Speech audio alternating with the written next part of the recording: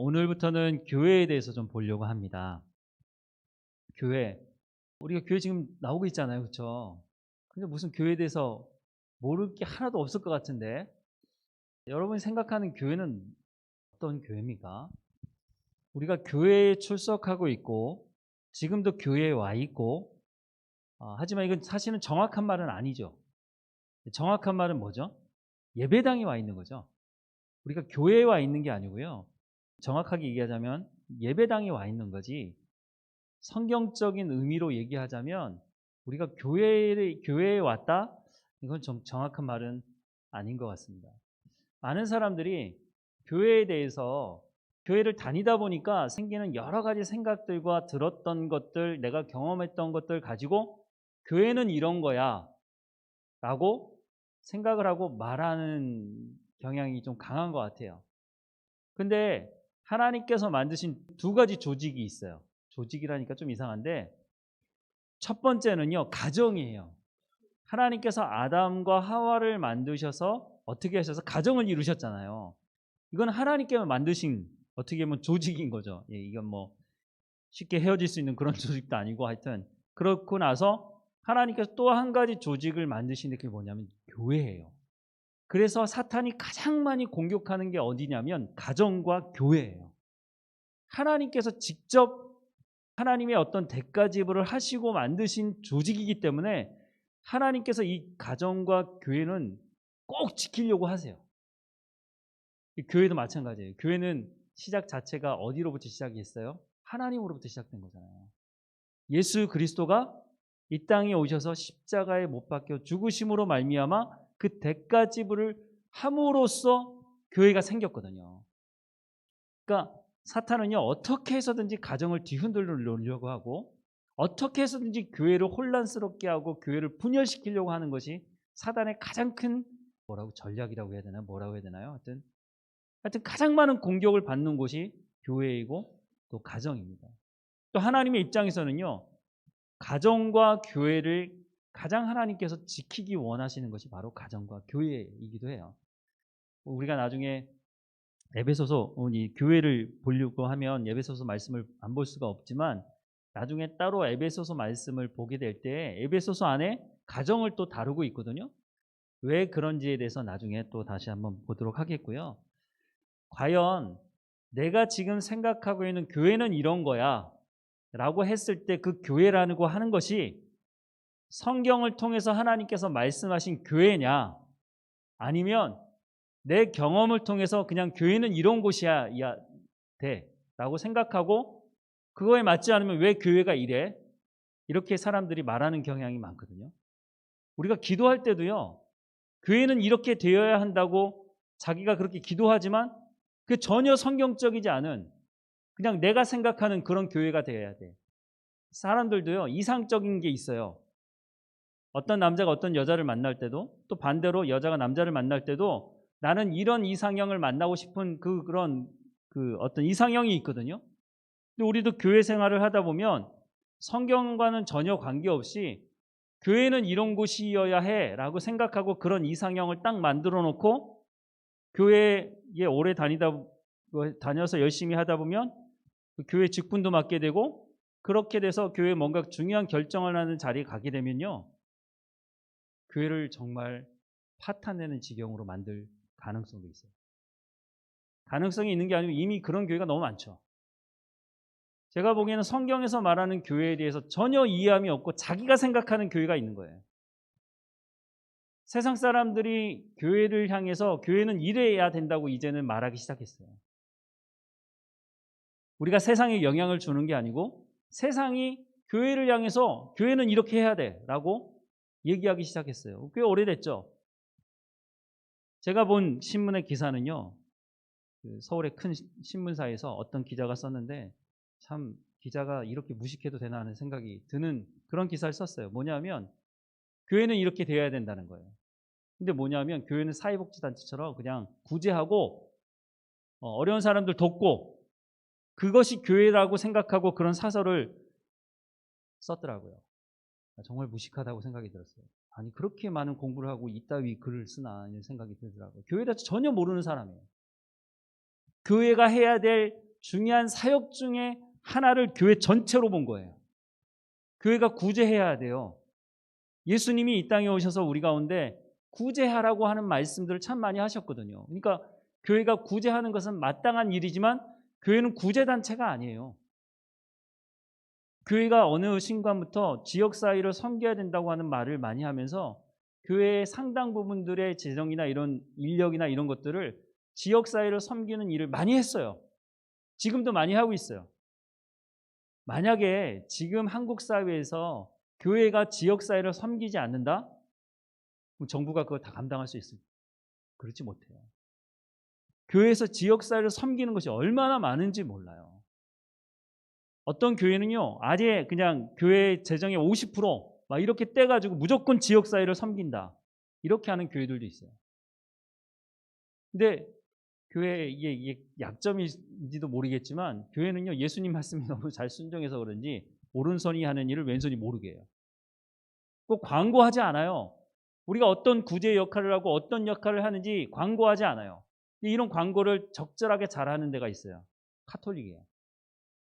카톨릭이 지역사회를 섬기는 것과 개신교가 지역사회를 섬기는 건요, 이 비율로 보면 이 비교 자체가 안 돼요. 어마어마한 재정이나 어마어마한 인력이 개신교가 지역사회를 섬기고 있거든요.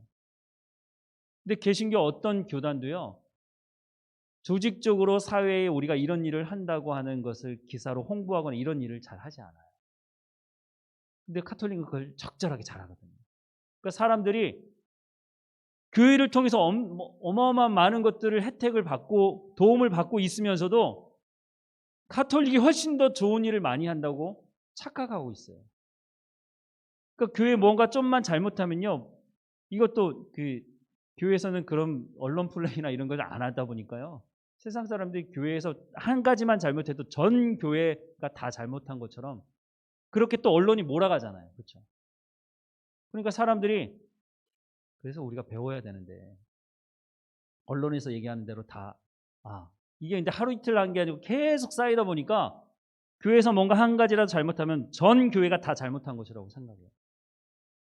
어떤 이단 교회에서 어떤 목사가 성적인 문제로 잘못했다? 근데 사람들은 2단이 뭐고 3단이 뭔지 잘 모르거든요. 그냥 목사거든요. 그리고 신문이나 방송에서도 목사가 그렇게 얘기했다고 하지 2단 사이비에서 그렇게 했다고 얘기하는 데는 거의 없어요. 그러니까 사람들이 들으면 교회는 다 나쁜 거야. 이런 인식을 갖도록 하는 거죠. 정말 어떻게 보면 언론도 정말 무식한 짓을 하고 있는 거예요. 제가 보면. 교회가 그렇게 많은 일들을 한국 사회를 위해서 헌신해왔고 그런 많은 일들을 하고 있는데 그렇게 해가지고 자기들에게 무슨 이익이 있겠어요? 교회가 만약에 그것을 손을 다 뗀다. 우린 못하겠다. 그럼 그거 뒷감당을 누가 하려고 그렇게 하는지 잘 모르겠어요. 그리고 우리 알아달라고 하는 것이 아니라 어쨌든 어디 얘기하다가 여기까지 왔으니까 다시 돌아와서 교회는 구제단체가 아니에요. 근데 구제단체로 착각하는 교인들이 있어요. 교회 중직자들 중에서도요, 교회는 지역사회를 섬겨야 된다는 것은 맞지만 그것을 교회의 본질보다 더 중요하게 여기고 오히려 본질을 잃어버리게 만드는 그런 중직자들이 있어요.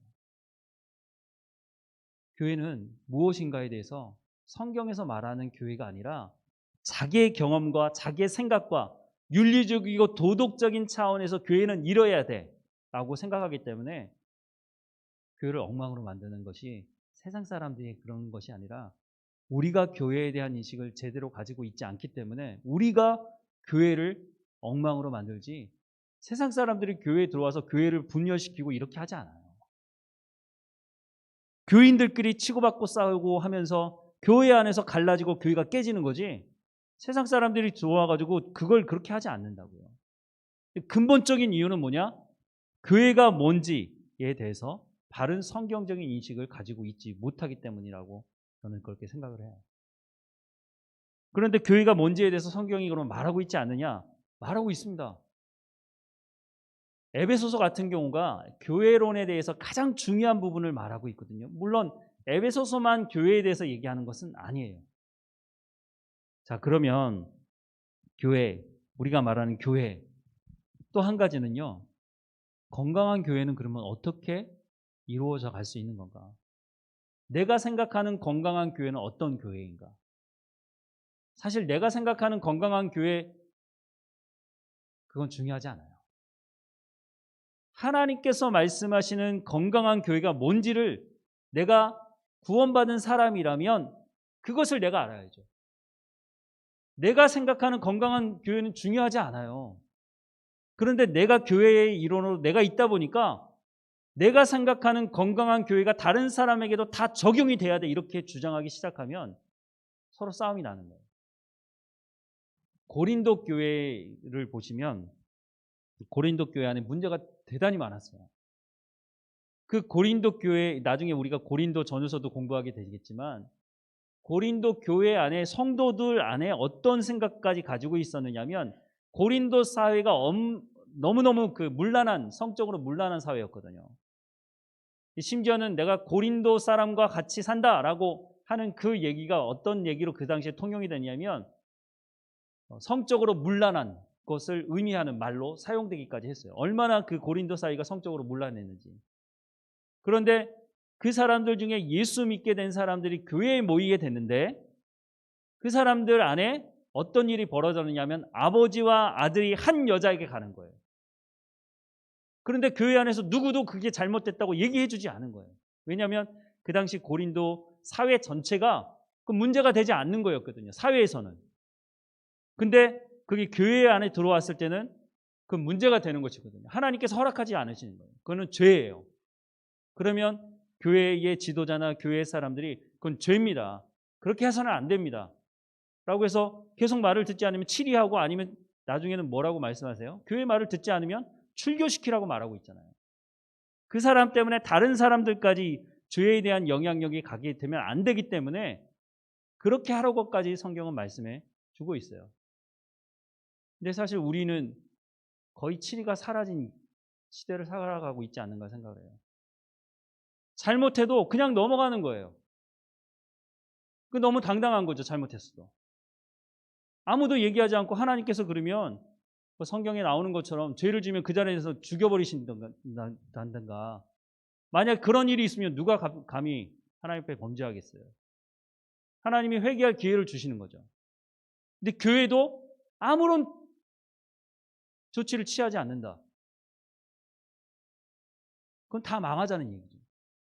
저 사람이 저렇게 죄를 졌는데 아무런 그런 교회에 대한 어려움을 줬는데 아무런 치리도 하지 않네? 그러면 그 다음 사람도 나도 해도 되겠네. 교회가 엉망이 되는 거죠. 질서가 뭐가 없게 되는 거죠. 그런 일들을 겪으면서 교회는 이래야 돼. 교회에 대한 이상향을 가지게 사람들마다 가지고 있는 것이 있죠. 그게 다 틀렸다고 말할 수는 없지만 과연 내가 생각하는 교회, 내가 생각하는 건강한 교회는 이래야 돼라고 생각하는 그런 이상을 가지고 있는 그것이 과연 하나님께서 말씀하시는 교회와 일치가 되느냐는 거예요. 이건 정말 너무 중요한 겁니다. 교회가 어떤 것인지를 알지 못하면서 어떻게 우리가 신앙생활을 할 수 있습니까? 말도 안 되는 얘기죠. 그러면 와서 진짜 아까도 말씀드렸지만 교회를 그냥 사회복지 단체로 생각하고 다니는 사람들이 있어요. 그냥 봉사하러 다니고. 교회 와서 열심히 일해요. 일하고 가고 일 있으면 와서 일하고.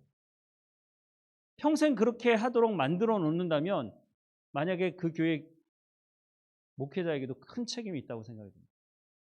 왜 성경에 있는 교회에 대해서 가르치지 않았느냐 하나님 물으신다면 할 말이 없는 거죠. 성경은 분명히 교회가 무엇인지에 대해서 말씀해 주고 있습니다. 교회라는 말은 에클레시아라고 하는 헬라어로 사용했었습니다. 에크라는 말은 밖으로 끄집어낸다는 의미가 있거든요. 에클레시아라는 의미의 뜻은 밖으로 불러내어서 모이게 하다라는 뜻이 있어요. 그러니까 어느 모임 속에 있는데 거기는 사람들 중에 몇몇을 끌어내서 다른 모임을 갖도록 하는 거예요. 그리스어에 키리아케라는 말이 있는데 이것을 이제 교회로 사용하기도 했다고 하는데 그 뜻은 뭐냐면 주님에게 속한다 하는 뜻이에요. 그런 것을, 그런 말을 가지고 교회라는 것 설명을 했죠.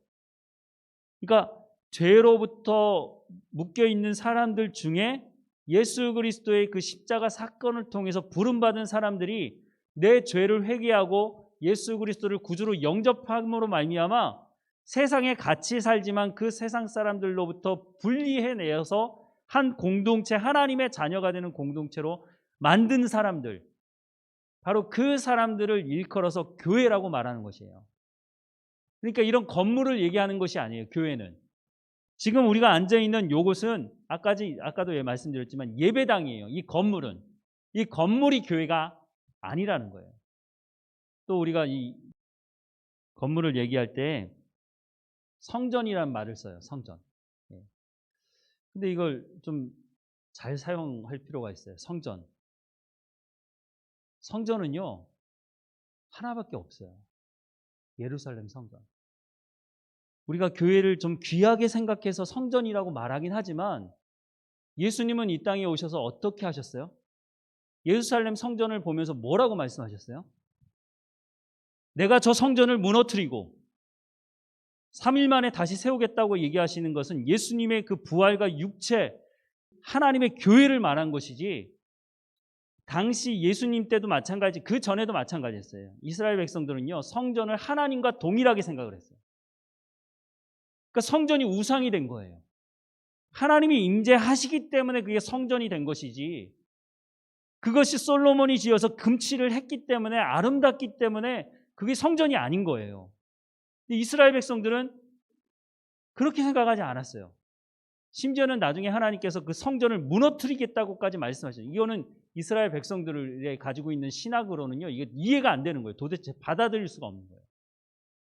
그러니까 예레미야 선지자가 하나님께서 이 성전을 무너뜨리시겠다고 말씀하는 것을요 그 당시 사람들은 받아들일 수가 없었다는 거예요. 우리가 귀하게 생각해서 이 예배당을 성전이라고 말하는 것은 이해가 되지만, 이스라엘 백성들이 그 예루살렘 성전을 보면서 이것이 하나님의 성전이라고 말했던 것처럼 우리는 하나님 말씀에 순종하지 않으면서, 하나님 말씀을 따라가지 않으면서 이것은 그냥 성전이라고 말하는 것은 아무런 의미가 없다는 것이에요. 우리가 하나님의 말씀에 순종하고 하나님의 백성이 되어서 이곳에 와서 예배하기 때문에 여기가 중요한 것이지, 사실은 예배당이 아니라 우리가 중요한 것이지. 예배당은 있는데 아무도 여기에 와서 예배드리는 사람이 없다면 이게 무슨 성전이 될 수 있겠어요? 교회의 가장 중요한 것은 예수 그리스도로 말미암아 부르심 받은 하나님의 자녀들, 세상의 죄로부터 분리되어서 하나님의 자녀가 된 사람들의 무리, 그것이 교회의 가장 핵심적인 부분이라는 거예요. 여기서부터 시작을 합니다. 자, 그러면 에베소서 2장 말씀을 한번 보겠습니다. 하나님께서 우리를 어떻게 부르셨는지 사도 바울이 에베소 교회에 이 편지를 쓰면서, 근데 이 편지는 에베소 교회만 사실은 읽으라고 쓴 편지는 아닌 것 같고요. 여러 교회에 이제 회람할 수 있도록, 지금이야 뭐 인쇄물이 있어가지고 뭐 컴퓨터로 뭐 이렇게 해가지고 다 스마트폰으로 다 보낼 수 있지만 그 당시에는 다 필사를 했잖아요. 그러니까 이게 글을 쓰고서 이게 가져간다는 것이 이게 그 당시에는 만만치 않았거든요. 그러니까 이 편지를 에베소 교회도 있고, 너희가 이것을 잘 이해했으면 또 이웃 교회도 주고 이렇게 해서 같이 공유하라고 준 서신으로 보입니다. 자, 에베소서의 가장 중요한 것이 교회가 뭔지에 대해서 설명을 하고 있는데요. 우리가 어떻게 교회가 되었는지에 대한 말씀을 이렇게 설명을 하고 있습니다. 에베소서 2장 1절부터 10절까지 보도록 하겠습니다. 천천히 한번 읽어드릴 테니까 잘 들어보세요. 그는 허물과 죄로 죽었던 너희를 살리셨도다. 그때의 너희는 그 가운데서 행하여 이 세상 풍조를 따르고 공중 권세 잡은 자를 따랐으니 곧 지금 불순종의 아들들 가운데 역사하는 영이라. 전에는 우리도 다 그 가운데서 우리의 육체의 욕심을 따라 지내며 육체와 마음이 원하는 것을 하여 다른 이들과 같이 본질상 진노의 자녀이었더니 긍휼이 풍성하신 하나님이 우리를 사랑하신 그 큰 사랑을 인하여 허물로 죽은 우리를 그리스도와 함께 살리셨고 너희는 은혜로 구원을 받은 것이라. 또 함께 일으키사 그리스도 예수 안에서 함께 하늘에 앉히시니 이는 그리스도 예수 안에서 우리에게 자비하심으로써 그 은혜의 지극히 풍성함을 오는 여러 세대에 나타내려 하심이라. 너희는 그 은혜에 의하여 믿음으로 말미암아 구원을 받았으니 이것은 너희에게서 난 것이 아니요 하나님의 선물이라. 행위에서 난 것이 아니니 이는 누구든지 자랑하지 못하게 함이라. 우리는 그가 만드신 바라 그리스도 예수 안에서 선한 일을 위하여 지으심을 받은 자니 이 일은 하나님이 전에 예비하사 우리로 그 가운데 행하게 하려 하심이니라 라고 말씀하고 있습니다. 우리가 어떻게 교회가 되었느냐? 교회가 되기 전에 어떤 상태였다고요? 허물과 죄로 죽었던 너희를 살리셨다고 말씀하고 있습니다. 우리가 구원받기 전에는요, 불순종의 아들들 같이 우리의 육체 욕심을 따라서 우리가 마음에 원하는 대로 그렇게 살아서 본질상 하나님의 진노의 대상인 사람들이었다고 말씀하고 있어요. 우리 스스로 구원할 수가 없어요. 이 죄의 문제를 해결할 수 없는 사람들이었어요. 그 죄를 짓고 또 짓고 그거에 대한 양심의 가책이 있는 사람은 갈등하죠. 어떻게 하면 이 문제를 해결할 수 있을까? 어떻게 하면 이 죄의 문제로부터 내가 벗어날 수 있을까? 이런 갈등이 있는 사람들이 구도자가 되었고 그 사람들이 하나님을 찾기 시작하는 것이죠. 그런데 이렇게 있던 사람들을 어떻게 하셨다고요? 허물로 죽은 우리를 그리스도와 함께 살리셨다고 말씀하고 있습니다.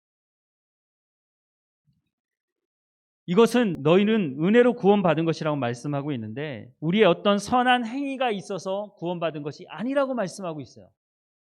자랑할 수 없는 것이에요. 그래서 돈이 많다고 구원받고 많이 배워서 구원받는 것이 아니라 그런 것과는 관계없이 전적인 하나님의 은혜로 말미암아 하나님의 선택으로 우리가 구원받았고 하나님 앞에 나와서 하나님을 예배할 수 있게 되었다는 것이에요. 그게 교회의 시작이라는 거예요. 전적인 하나님의 은혜로부터 시작했다는 것을 우리가 기억해야 해요. 근데 이스라엘 백성들 어떻게 했습니까? 전적인 하나님의 은혜로 출애굽했잖아요. 이 사람들이 그 많은 사람들이 애굽을 대항해서 싸워서 이겨서 출애굽할 수 있는 상황이 아니었어요. 애굽에 그 당시에 막 군사력이 막강했잖아요. 그런 생각을 아예 해볼 수도 없는 상황이었거든요. 전적인 하나님의 간섭과 하나님의 은혜로 그 10가지 재앙을 통해서 이 사람들이 하루아침에 출애굽하게 됐어요. 홍해를 건넜어요. 놀라운 은혜를 경험했죠. 광야에 나와서는요, 사람이 살 수 있는 곳이 아니잖아요. 구름 기둥, 불 기둥, 만나, 하나님 주시는 물, 이런 것들을 통해서 40년의 삶을 광야에서 살았어요. 근데 하나님 뭐라고 말씀하시죠? 신명기 8장에 보면 너희가 가나안 땅에 들어가게 될 때 풍요를 누리게 될 것이다. 이전에 맛보지 못하던 것들에 대해서 맛보게 될 거고 집이 없는 사람들이 집을 갖게 될 것이고 땅이 없는 사람들이 땅을 가지면서 땅으로부터 수확이 나와서 풍요를 누리게 될 것이라고 하나님 약속하고 계세요. 그런데 그때 교만하여서 내 힘과 내 능력이 있어서 내가 이 많은 것을 얻었다 말하지 말라고 하나님 말씀하고 계세요. 가나안 땅에 들어가기도 전에. 그런데 가나안 땅에 들어가서 어떻게 했어요? 그 많은 것을 얻기 시작하면서 부족하다는 거예요. 그게 더 많은 것을 달라고. 그래서 뭐 하기 시작했어요? 농사를 짓는 지역들마다 어느 나라든지 하늘에서 내리는 비와 땅이 풍요로워야, 옥토가 되어야 풍성한 수확을 얻기 때문에 그거와 관련된 신들이 너무너무 많아요. 지역마다. 이스라엘 백성들은 농사를 짓던 사람들이 아니에요. 소와 양을 키우던 사람들이에요. 이런 사람들이 농업을 할 줄 알아야죠. 여러 가지 이유가 있겠지만 어쨌든 가나안 사람들을 남겨놨는데 그 가나안 사람들을 보니까 더 많은 수확을 위해서 섬기는 신들이 있다는 거죠. 이스라엘 백성들이 하나님을 버린 것이 아니에요. 하나님도 섬기고 바알도 섬기고 아세라도 같이 섬겼어요. 하나님이 가장 싫어하는 짓을 했죠. 하나님께서 그것을 하지 말라고 누누이 당부하셨는데 나중에는 어떻게까지 되냐면 내가 능력이 있어서 이렇게 한 거지, 이런 식으로 말하게 되기까지 했다는 것이에요. 중세 카톨릭이 타락한 중요한 것 중에 하나가 행위 구원론을 주장하기 시작했기 때문입니다. 지금도 카톨릭은요, 선을 많이 행하면 구원받는다는 논리를 말해요. 카톨릭만 그런 게 아니에요. 세상의 거의 모든 종교가 다 얘기하는 게 뭐냐면 선을 행하라는 것이에요. 선을 행하면 구원받을 수 있다는 거예요. 기독교는 그렇게 말하지 않아요. 유일한 것 같아요. 행위에서 난 것이 아니니 이는 누구든지 자랑하지 못하게 한다. 행위로 구원받을 수 없다고 성경은 말씀하고 있는데 왜 사람들이 그걸 몰랐을까요? 성경을 읽을 수가 없어요. 중세 시대에는요, 아니 1960 몇 년이 62년인가 그 바티칸 공회가 있었는데요. 그때 이후로 성경을 자기 나라 언어로 번역해도 좋다고 카톨릭은 그때 결정했어요. 그래서 지금 카톨릭이 쓰고 있는 공동 번역 성경이 개신교와 함께 만들어낸 성경이죠. 그 전에는요, 한국 사람은 성경 볼 수가 없었어요. 얼마 안 됐어요. 성경 보기 시작한 지가. 아니 한국말 하는 사람이 라틴어를, 그것도 옛날 2000년 전에 사용하는 라틴어를 어떻게 알아요? 영어 사용하는 사람들도 모르죠. 불어 사용하는 사람이 그걸 어떻게 합니까? 성경을 모르고 성경을 가르치지 않으니까 사람들을 그렇게 속인 거예요. 근데 우리가 하나님의 말씀을 듣고 순종하며 살아가는 것보다 선을 행하는 게 더 쉬워요. 돈으로 메꾸는 게 더 쉬워요. 그게 뭐 그렇게 또 쉽다고 얘기하니까 좀 이상하지만, 그러니까 면죄부가 팔린 거예요. 면죄부를 하루 이틀 판 게 아니에요. 몇백 년 동안 면죄부를 팔았어요. 너희가 이 면죄부를 사서 동전이 뚝 떨어지는 그 순간에 너희 영혼이 하나님의 나라에 갈 수 있다고 사람들에게 설명해 줬거든요. 신부가 그렇게 얘기하니까 믿었죠. 돈 내고 사는 거예요. 내 죄를 용서받기 위해서. 지금 만약에 개신교가 그렇게 한다? 말이 안 통하죠. 왜냐하면 성경이, 우리가 성경을 읽고 성경에서 그렇게 말하고 있지 않으니까. 교회가 뭔지에 대해서 잘못 알면 이런 짓을 할 수 있다는 거예요. 우리가 성경을 통해서 교회가 무엇인지 제대로 알지 못하면 오늘날 기독교, 개신교, 교회도 엉망진창이 되어 올 가능성이 있어요. 그래서 우리가 성경을 봐야 되는 거예요. 성경에서 그렇게 말씀하고 있으니까. 그러면 잘못됐으면 고치면 되거든요. 근데 모르면 고칠 수가 없어요. 제대로 된 음식을 먹고 제대로 된 운동을 하고 해야 몸이, 육체가 성장하는데 제대로 된 하나님의 말씀을 듣지 않으니 성장이 안 되는 거예요. 그러면 여러분 이상하게 생각해야 되는 것 아닐까요? 내가 자녀를 낳아서 내 아이가 1년, 2년 지나고 3년, 4년 지나고 5년, 6년 지나는데 아이가 키가 안 자라. 아이가 보통 1년이 지나면 일어나서 걸어야 되는데 걷지 않아. 그럼 부모 입장에서는 어떠세요? 이거 뭔가 심각한 문제가 있구나. 병원에, 큰 병원 찾아가든지 어떤데 하여튼 병원에 가서 검진을 받아야 될 거 아니에요.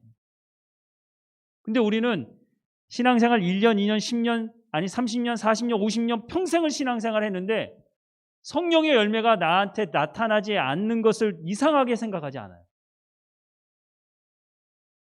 왜냐면 아무도 안 물어보거든요. 그냥 교회에서 열심히 봉사만 하면 그게 믿음 좋다고 사람들이 얘기했고 자기도 그게 믿음이 좋은 줄 알고 착각하고 사는 거예요. 성경은 분명히 뭐라고 말씀하고 있어요? 예수 그리스도를 믿고 성장해야 되는 것을 말하고 있어요. 성령의 열매가 맺어질 수밖에 없다고 성경은 말씀해주고 있어요. 성령을 따라 행하면. 근데 내 삶에 평생 신앙생활 했는데도 사람들로부터 그 열매는 내가 모를 수도 있지만 분명한 건 내 옆에 같이 신앙생활하는 사람이, 나를 아는 사람들은 그건 볼 수 있거든요. 당신은 정말 예수 믿는 사람이야 라고 하는 얘기를 못 들었다면 내가 지금까지 신앙생활을 제대로 해온 건가? 내가 정말 성경에서 말씀하시는 하나님의 말씀대로 순종해온 건가? 과연 나는 구원받은 사람으로서의 삶을 살아가고 있는가?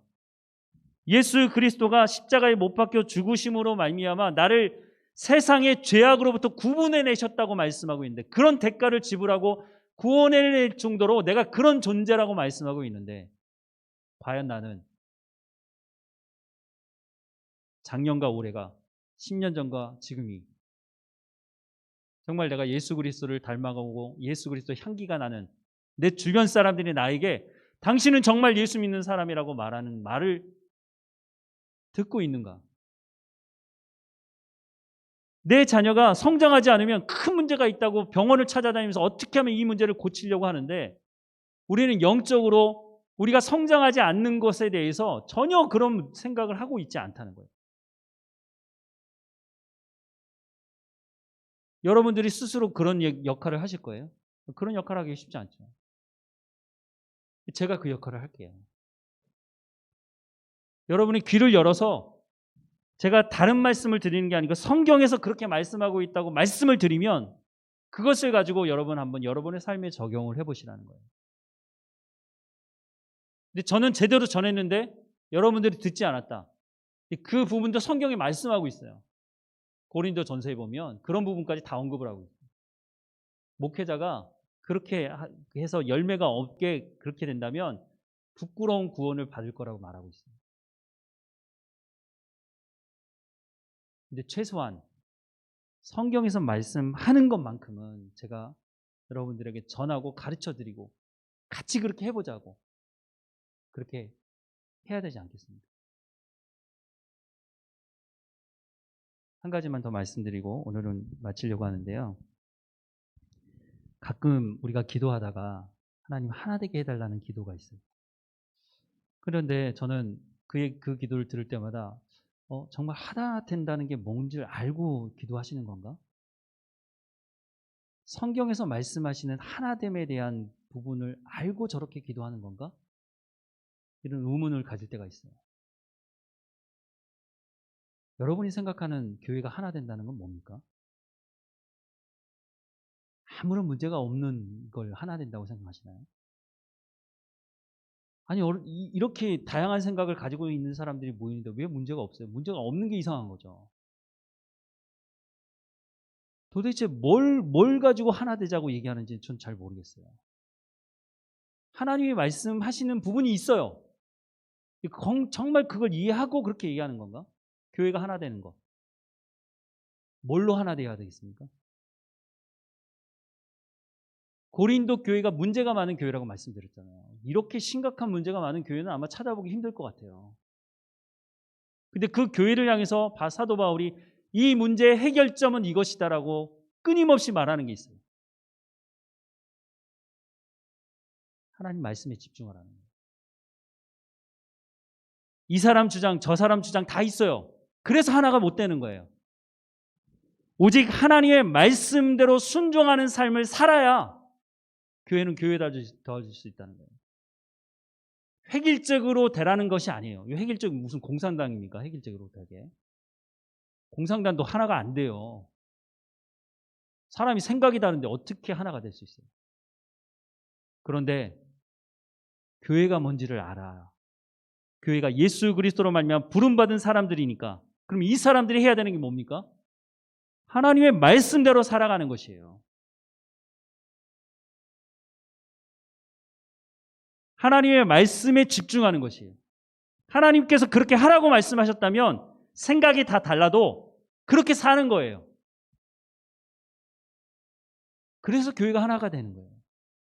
예수 그리스도 안에서 획일적인 걸 얘기하는 게 아니라니까요. 문제가 없는 것을 말하는 것이 아니에요. 각각의 모든 사람들이 우리가 하나님 말씀대로 순종하겠습니다. 모든 각 개인이 내 생각도 있고 내 주장도 있지만 다 내려놓고 하나님이 그렇게 말씀하셨다면 나는 그렇게 살겠습니다. 그렇게 하라는 거예요. 그래야 문제가 해결될 수 있다는 것을 말씀하고 있어요. 그러지 않고는요, 절대 문제가 해결될 수 없어요. 이 사람 만족시키면요, 저기서 뭐라 그래요? 이 사람 만족시키면요, 또 저기서 뭐라 그래요? 교회는 그런 곳이 아니에요. 그런데 교회에 와서 자기 주장들을 하고 있어요. 맨날 치고받고 싸우는 거죠. 근본적으로 내가 어디로부터 구원을 받았는지, 왜 구원을 받았는지, 내가 교회로서 어떤 삶을 살아가야 되는지, 성경의 말씀을 전혀 보지 않는 거예요. 교회가 아닌 거죠. 그런데 무슨 하나가 되자고 얘기를 해요. 말도 안 되는 소리를 하고 있어요, 다들. 하나님 말씀을 들어야죠, 하나님 말씀을. 하나님께서 그렇게 말씀하셨느냐? 그러니까 우리가 교회니까 왜 하나님께서 우리를 불러내셨습니까? 전적인 하나님의 은혜로 말미암아 구원받았다고 하는 것이, 그러면 그 다음은요. 아까도 말씀드렸지만 이스라엘 백성들은 이 말씀을 적용하지 않았어요. 내가 잘나서, 내가 잘 배워서, 내가 능력이 많아서, 그러니까 문제가 심각해지는 거예요. 하나님 뭐라고 말씀하세요? 전적인 하나님의 은혜로 구원받았기 때문에 하나님을 기억해라. 너희가 종되었던 애굽 땅에서 종되었던 것을 기억해라. 하나님께서 너희를 구원해내셨으니, 하나님께서 대가 지불하시고 나를 구원해냈으니 하나님의 말씀을 들으라는 거예요. 교회는요, 하나님의 말씀을 듣는 곳이에요. 교회에 왔는데 하나님의 말씀을 듣지 않아. 교회에 올 필요가 없는 거예요. 하나님의 말씀을 듣지 않는 사람이 모여가지고 무슨 교회의 역할을 할 수 있어요? 안 되죠. 말이 안 되죠. 그러니까 치고받고 싸우는 거예요. 성경이 그렇게 말해주고 있잖아요. 행위에서 난 것이 아니고 하나님의 전적인 은혜로 너희가 허물과 죄로 죽었던 너희를 살렸었으니까 하나님 말씀 들으라는 거예요. 그게 사는 길이라고. 성경은 누누이 그것을 말씀하고 있잖아요. 근데 예배당에 와서 하나님 말씀을 안 들어. 둘 중에 하나예요. 구원받지 못한 사람이든가 구원받았지만 하나님께 개기는 거예요. 내가 생각하는 교회가 잘못된 교회의 관념을 가지고 있다면 여러분 빨리 수정하셔야 됩니다. 성경에서 말씀하시면. 제가 생각하는 교회를 말씀드리고 싶지 않아요. 제가 생각하는 교회를 말씀드리면 그것도 잘못될 수 있어요. 성경에서 말씀하는 교회가 뭔지. 저도 그런 교회를 이루어 가려고 하고 그런 교회가 되려고 합니다. 쉬운 길은 아니에요. 하지만 예수님께서 우리를 그 대가 지불하시고 구원해 내신 분이시라면, 우리만 하나님 앞에 순종하기만 한다면 하나님이 이 시대에 교회가 뭔지를 보여주실 거예요. 우리가 이것을 알고 이렇게 이루어간다면 주변에 어떻게 보면 마음 아파할 교회들이 너무 많아요. 교회의 잘못된 모습을 가지고 그것이 올바른 것처럼 주장하고 그렇게 달려가는 교회들이 너무 많기 때문에. 정말 희한하죠? 성경에 이미 다 기록되어 있는데 보지 않으니까 자기 마음대로 생각하는 거죠. 기도하겠습니다. 사랑하는 하나님, 우리를 예수 그리스도를 통해 구원하시고 예수 그리스도를 교회의 머리로 삼으셔서 교회 공동체 가운데 불러주셔서 감사합니다. 하나님, 우리가 교회로 부름받았다고 하는 것을 잊지 않게 하시고 교회가 무엇인지를 에베소서를 통해서 또한 말씀하시니 이 말씀을 통해서 우리가 올바른 하나님의 마음을 기쁘게 하는 교회를 이루어갈 수 있도록 인도해 주옵소서. 내 생각대로 교회를 이루어가는 것이 아니라 하나님께서 말씀하시는 교회를 이루어가게 하시고 이 일을 통해서 교회가 교회다움이 무엇인지를 증거할 수 있도록 하나님의 마음을 기쁘게 하실 뿐만 아니라 이 교회가 구원의 방주 역할을 감당할 수 있는 교회가 될 수 있도록 나부터 하나님 말씀에 순종하며 교회다운 교회를 이루어갈 수 있도록 은혜를 허락해 주옵소서. 성령께서 교회가 어떤 곳으로 나가야 하는지를 말씀하실 때에 그 말씀대로 순종하는 우리 공동체가 될 수 있도록 은혜를 허락해 주옵소서. 또한 내가 하나님 앞에 헌신하며 교회다운 교회를 이루어가는데 하나님의 말씀에 순종함으로 이 열매를 맺어갈 수 있도록 은혜를 허락해 주옵소서. 늘 우리와 함께 하시는 하나님, 우리 교회가 하나님의 마음을 정말로 기쁘시게 하는 교회로 성장할 수 있도록 한 걸음 한 걸음 인도해 주시기를 간절히 소망합니다. 모든 성도들에게 말씀을 사모하는 마음을 허락해 주시고 성도들 안에 기쁨으로 감사함으로 교회 공동체 예배를 온전히 하나님께 드릴 수 있도록 인도해 주옵소서. 늘 우리와 함께 하시는 하나님께 감사하고 예수님의 이름으로 기도드립니다. 아멘.